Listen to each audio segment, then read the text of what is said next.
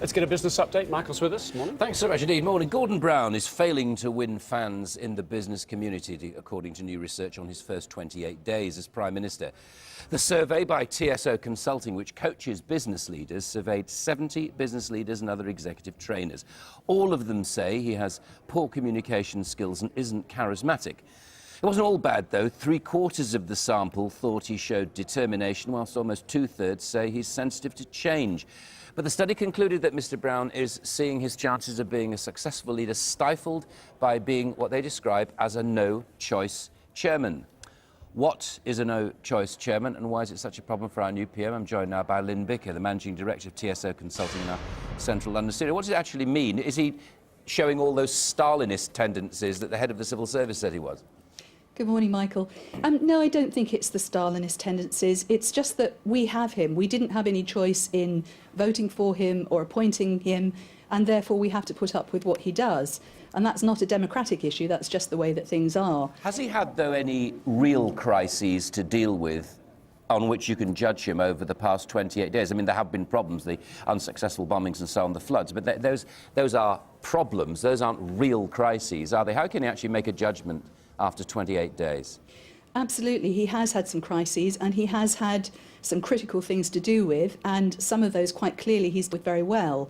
But what we're looking at is his leadership qualities, and that's just a little bit different, I think. He's done things like visiting Gloucestershire in the floods and making sure that the terrorist threat that we had at the very early stage of his premiership was well dealt with, and so on, but he's not yet inspired us, I think, to support him, or certainly that's what our survey is saying. But he's certainly scoring, as far as the public's concerned, as far as one can measure these kind of things, better than David Cameron, it seems. Yes, that's interesting, isn't it? I think he's certainly benefiting from what we as the public generally do when there's a new Prime Minister, which is giving him the benefit of the doubt.